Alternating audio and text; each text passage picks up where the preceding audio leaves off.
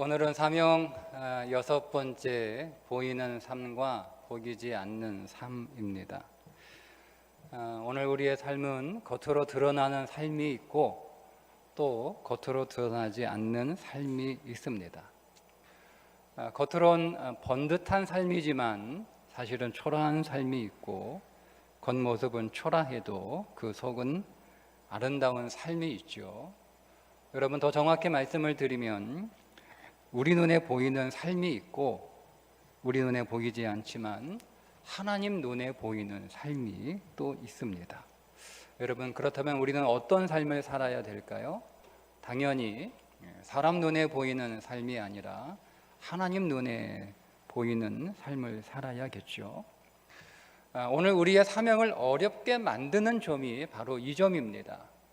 우리가 자꾸 사람 눈에 보여지는 삶에 집착하게 되면 사명을 살아가기가 굉장히 어렵습니다. 오늘 본문의 말씀의 배경은 애굽에서 요셉과 그의 형들이 드디어 만나는 그런 내용입니다.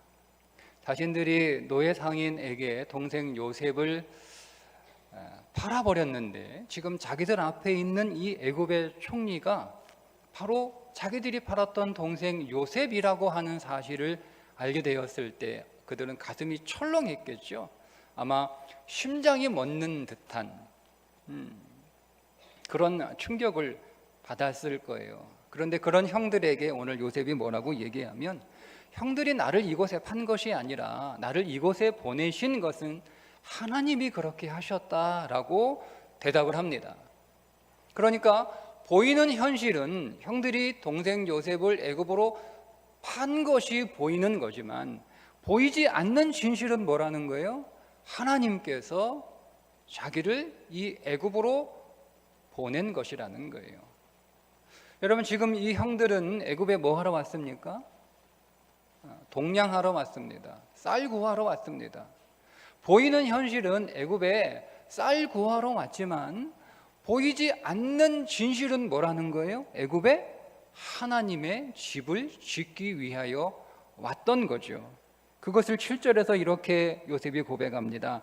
하나님이 큰 구원으로 당신들의 생명을 보존하고 당신들의 후손을 세상에 두시려고 나는 당신들보다 먼저 보내셨다.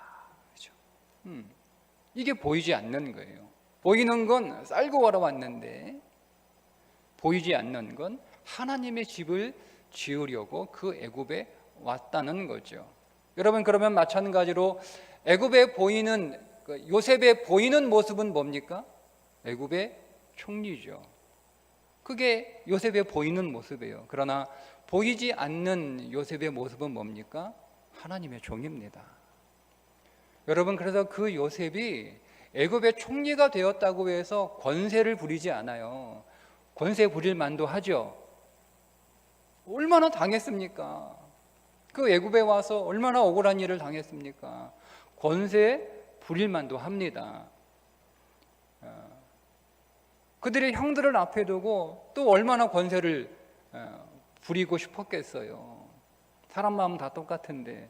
그러나 요셉이 권세를 부리지 않았던 이유는 자기의 보이는 모습은 애굽의 총리지만 그러나 보이지 않는 자기의 진짜 모습은 뭐라는 거예요? 하나님의 종이라는 거예요. 여러분, 성경에는 이 밖에도 보이는 삶보다는 보이지 않았던 삶을 선택했던 수많은 믿음의 사람들이 나옵니다. 그 대표적인 사람이 모세죠. 성경은 모세를 관하여 이렇게 말씀하고 있는데, 믿음으로 모세는 장성하여 바로의 공주의 아들이라 칭함받기를 거절하고 도리어 하나님의 백성과 함께 고난받기를 잠시 죄악의 낙을 누리는 것보다 더 좋아하고 그리스도를 위하여 받는 수모를 애굽의 모든 보화보다 더 큰 죄물로 여겼으니 이는 상 주심을 바라봄이라. 그 말씀을 뒤로 더 읽어 내려가다 보면 36절에 이렇게 이어지는 말씀이 있습니다. 또 어떤 이들은 조롱과 채찍질 뿐 아니라 결박과 옥에 갇히는 시련을 받았으며 돌로 치는 것과 톱으로 켜는 것과 시험과 칼로 죽임을 당하고 양과 염소의 가죽을 입고 유리하여 궁핍과 환난과 학대를 받았으니 이런 사람은 세상에 감당하지 못하느니라. 그들이 광야와 산과 동굴과 토굴에 유리하였느니라. 이들의 삶의 현실은 환난당하고 고난당하고 박해당하는 것이었습니다. 이들의 삶의 현실은 광야를 살고 산에가 살고 동굴에 살고 토굴에 들어가 사는 것이었습니다. 여러분, 이들의 삶은 불행했을까요? 이들은 그런 삶을 살고 있다고 해서 자신들이 참 불행하다, 나는 왜 이렇게 사나, 그렇게 탄식하며 살았을까요? 아닙니다. 그들은 억지로 그런 삶을 살았던 건 아니에요. 스스로 그런 삶을 선택했습니다. 그 길로 가지 않아도 돼요. 그러나 그들은 그곳에 환난이 있고 고난이 있고 박해가 있고 심지어 토굴에 가는 삶을 산다 할지라도 그것을 다 알고 그곳을 걸어갔어요. 왜 그렇죠? 보이는 삶은 환난이고 고난이고 박해였지만 보이지 않는 삶이 있다는 것을 보았던 거죠. 그 보이지 않는 삶은 어떤 삶이에요? 모세처럼 상 주시는 이를 바라봄이라. 그들에게 면류관이 있는 삶이 있다는 것을 그들은 보았던 거예요. 그래서 여러분, 계시록 4장 4절에 보좌에 둘러 24 보좌들이 있고 그 보좌들 위에 24 장로들이 흰옷을 입고 머리에 금관을 쓰고 앉았더라. 그런데 이런 사람들과 정반대의 삶을 살았던 사람들이 있습니다. 바로 라오디게아 교인들입니다. 네가 말하기를 나는 부자라 부유하여 부족한 것이 없다 하나 네 곤고한 것과 가련한 것과 가난한 것과 눈먼 것과 벌거벗은 것을 알지 못하는도다. 내가 너를 권하노니 내게서 불로 연단한 금을 사서 부유하게 하고 흰 옷을 사서 입어 벌거벗은 수치를 보이지 않게 하고 안약을 사서 눈에 발라 보게 하라. 그러니까 사람들의 눈에 보기에 라오디게아 교인들은 잘 먹고 잘 입고 잘 살았어요. 그런데 하나님 눈에 보기에는 그들은 가난하고 벌거벗었고 수치스러운 못 사는 인생이었다라는 겁니다. 여러분, 라오디게아 교회의 교인들의 문제가 뭐였어요? 그들은 사명을 잃어버렸어요. 하나님의 집을 짓는 인생들이 되어야 되는데 자기 집만 짓는 사람들이었잖아요. 그러니까 예수님이 계속 문 밖에서 두드리고 있는 거예요. 예수님이 없는 인생, 예수님이 함께하지 않는 인생, 그들이 살고 있는 집이 아무리 화려하고 대궐 같았을지라도 그 집에 예수님이 계시지 않았으니 사실 그들의 집은 아주 초라한 초가 삼간이었던 것입니다. 제 고등학교 친구 가운데 아주 공부를 잘하고 똑똑한 친구가 한 명 있었는데 교회를 다니고 있었기 때문에 그래서 서로 이렇게 친하게 막 집도 놀러 가고 뭐 이렇게 할 수 있었어요. 근데 이 친구가 어느 날 저에게 이런 얘기를 하는 거예요. 자기 작은 아버지가 목사님이신데 너무 고생하신다는 거예요. 자기가 보기에는 세상에 그렇게 신실하신 목사님은 없을 것 같다. 자기가 보기에 그렇게 성실한 목사님은 찾아보기 어려울 것 같다. 그런데 너무 고생하시는 거예요. 조카가 보기에 그게 너무 안타까운 거죠. 아니, 우리 작은 아버지처럼 저렇게 신실하게, 저렇게 성실하게, 저렇게 정직하게, 저렇게 열심히 목회하시는 분이 없는데 왜 하나님은 왜 우리 작은 아버지 저렇게 고생시키실까? 저렇게 힘들게 살게 하실까? 그렇게 얘기하면서 우리 작은 아버지 보면 하나님 없는 것 같아. 하나님 계시면 그럴 수 있어? 막 화를 내더라고요. 제가 그때 사실 아무 말도 못했어요. 근데 지금은 대답해 줄 수 있습니다. 보이는 삶이 있고 보이지 않는 삶이 있다는 것을. 여러분, 첫째, 오늘 우리의 삶은 남들이 보지 못하는 은밀한 삶이 있습니다. 여러분, 다윗은 모든 사람이 존경하는 사람이었죠. 모든 사람들에게 존경을 받는 아주 위대한 왕이었습니다. 그는 어릴 때 부모와 위의 형들로부터 아주 무시를 당하고, 그래서 아주 허드렛 일, 양치기, 너는 가서 양이나 쳐라, 뭐 네가 할 수 있는 게 뭐가 있겠어, 그 양치기로 내몰렸어요. 그런데도요, 불평 한마디 하지 않고 불만 갖지 않고 그 양치기 일을 성실하게 최선을 다해서 기쁨으로 그 많은 노래를 지었잖아요. 수금을 연주하면서. 여러분, 그렇게 그는 무시당하고 고생하는 그 인생길을 걸어가지만, 그러나 그 환경에서도 하나님을 찬송하는 믿음의 사람이었습니다. 앳된 소년에 불과하지만 다른 사람들은 다 쩔쩔매고 아무것도 못하고 있는데, 골리앗이 하나님을 모욕할 때 거기에 발끈하여 단숨에 골리앗을 향하여 달려나갔던 아주 용감한 사람이었습니다.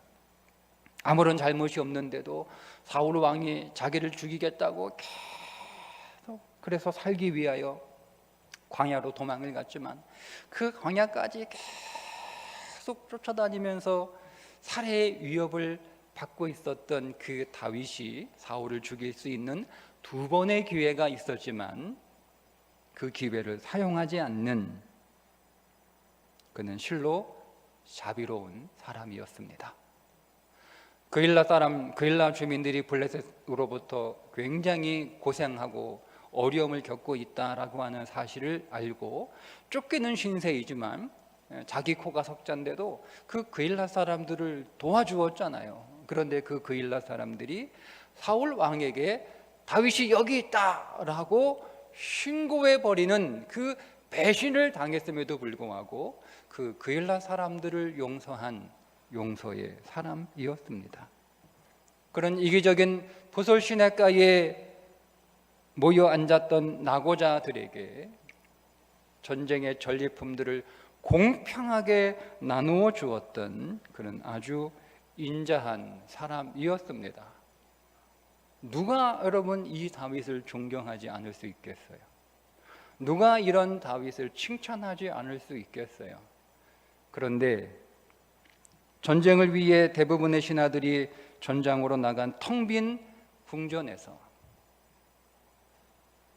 아무것도 보이지 않는 캄캄한 어둠 속에서 다윗은 충신의 아내를 탐하는 음란한 사람이었습니다.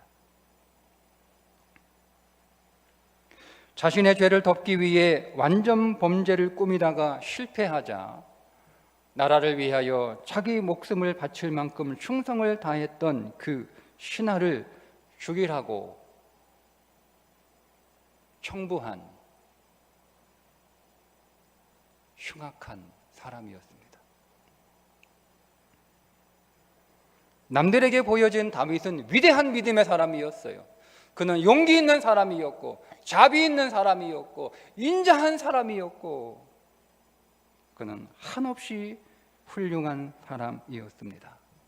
그러나 남들이 보지 못하는 그 다윗은 흉포한 사람이었습니다. 만약 나단 선지자가 다윗의 그 은밀한 다윗의 모습을 지적하지 않았다면 그는 평생 다른 사람들이 자기를 평가하는 그 평가에 취해서 자기의 은밀한 모습을 대면하지 않고 그저 남들에게 보여지는 그 겉모습에 취해서 살았을 것입니다. 여러분, 아무도 보지 않아요. 아무도 몰라요. 그러나 하나님은 보고 계십니다.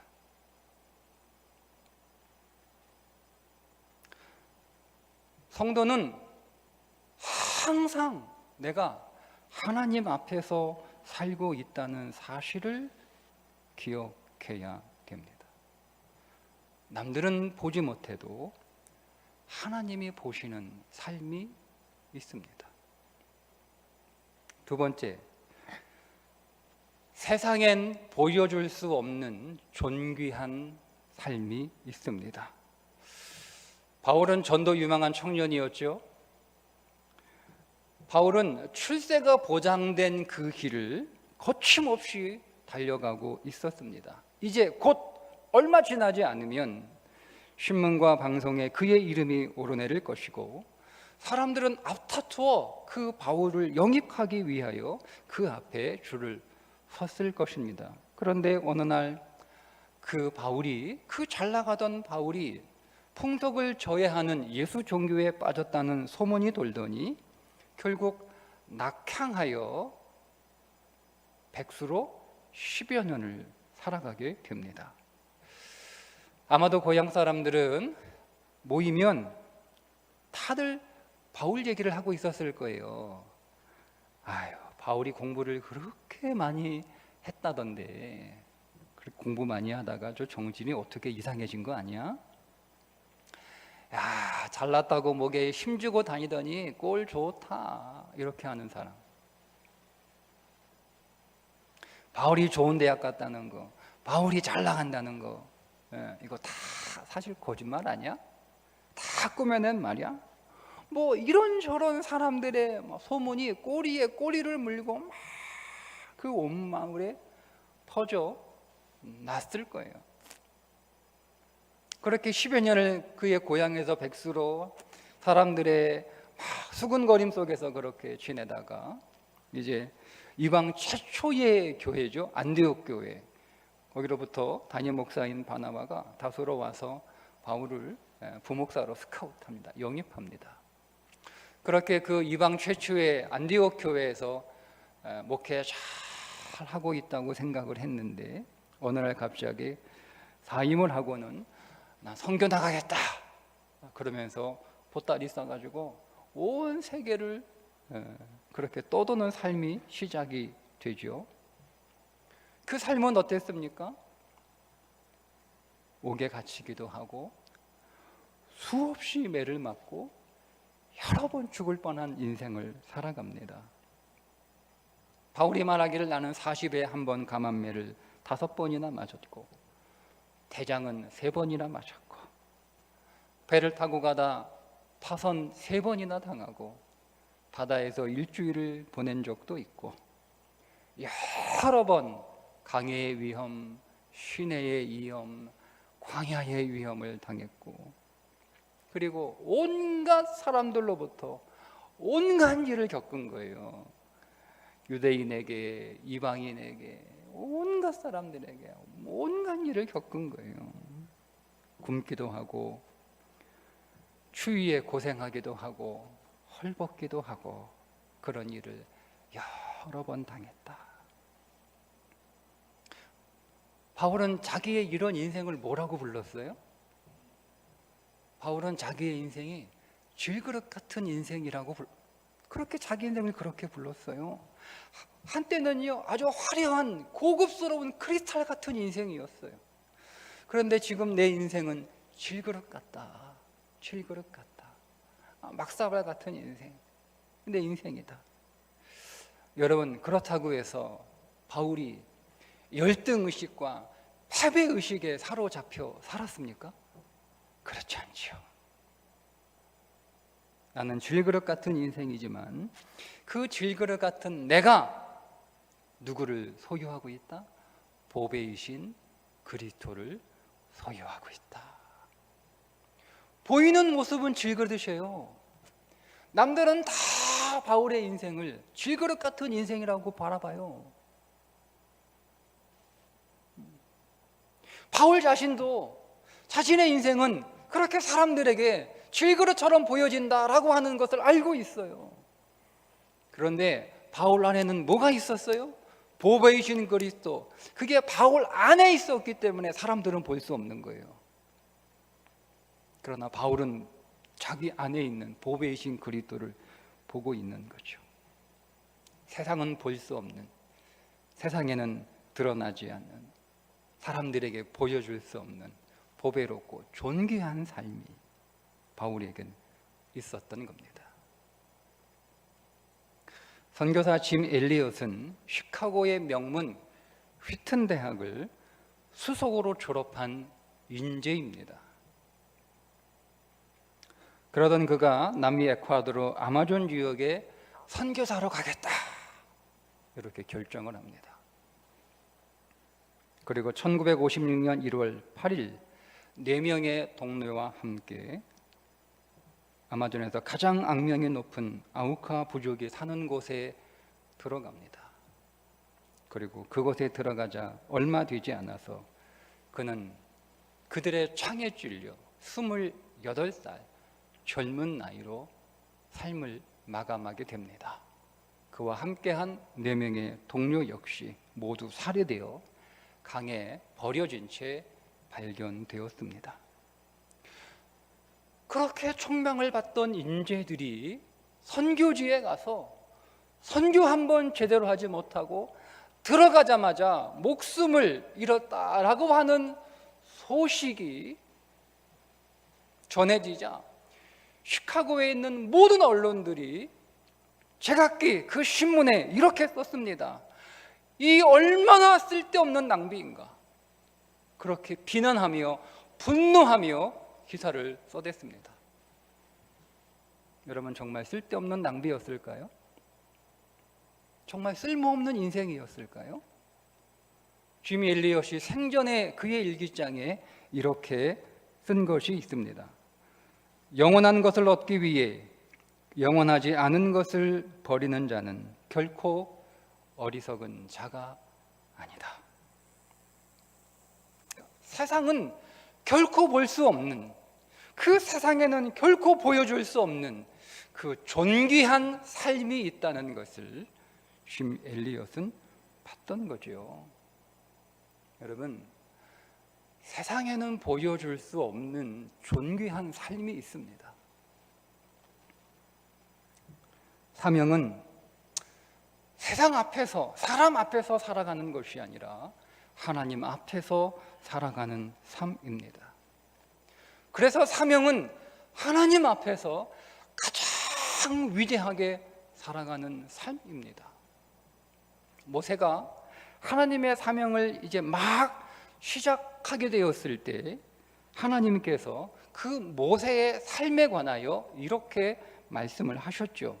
모세는 애굽 땅에 있는 바로의 신하와 백성의 눈에 아주 위대하게 보였더라. 여러분, 세상 사람들이 보기에 모세는 어떤 사람이었습니까? 실패한 애굽의 왕자였습니다. 사람들이 보기에 여러분, 모세는 어떤 사람이었습니까? 초라한 늙은 양치기였습니다. 여러분, 그런데 그렇게 보여지는 것과는 달리 그 모세의 인생은 위대한 삶이었다. 위대한 삶이었다. 하나님 앞에서뿐만 아니라 바로와 애굽 사람들의 눈에도 위대한 삶이었다. 여러분, 세상에는 보이는 삶과 보이지 않는 삶이 있습니다. 보이지 않지만 가장 위대한 삶, 세상에 보여줄 수 없지만 가장 존귀한 삶, 가장 아름다운 삶, 가장 가치 있는 삶, 가장 보배로운 삶, 그 사명의 삶을 살아가는 우리들 되기를 주님의 이름으로 축복합니다.